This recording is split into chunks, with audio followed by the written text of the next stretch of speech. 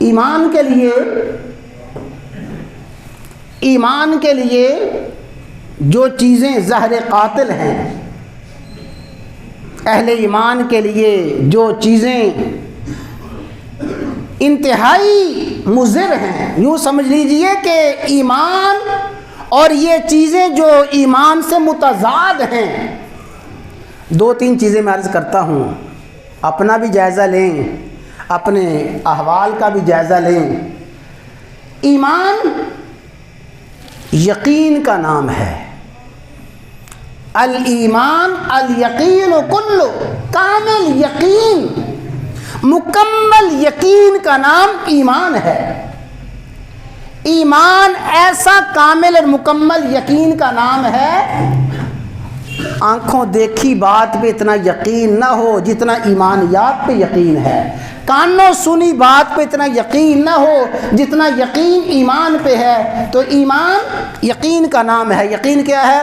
آمنت باللہ، اللہ کی ذات پہ یقین، ایسا کامل مکمل یقین دنیا کی کوئی طاقت، کوئی بڑے سے بڑا فلسفی، کوئی بڑے سے بڑا دانشور اللہ کی ذات کے ایمان میں، اللہ کی ذات پہ ایمان میں ہمارے دلوں میں شک و شبہ نہ پیدا کر سکے۔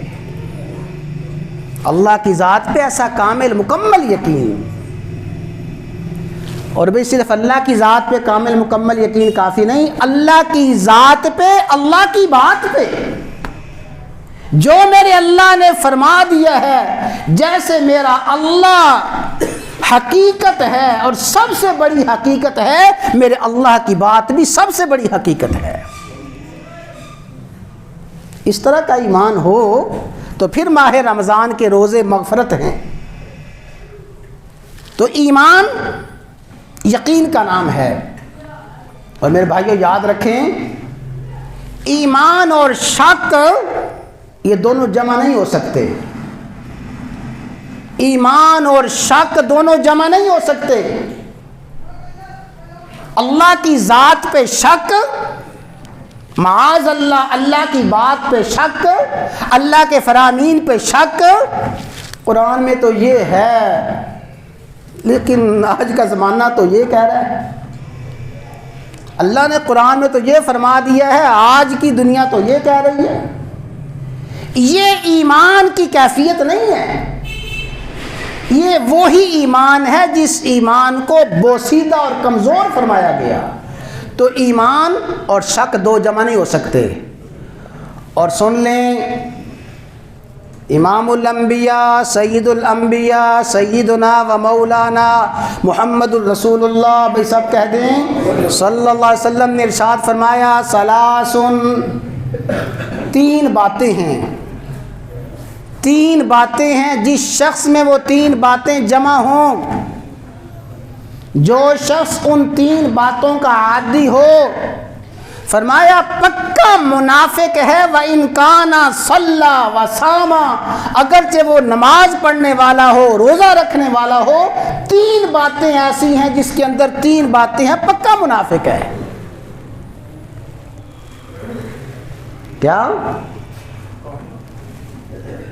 اذا، فرمایا جب بات کرتا ہے، کاذبہ، بات بات پہ جھوٹ بولتا ہے، جھوٹ کا عادی ہے،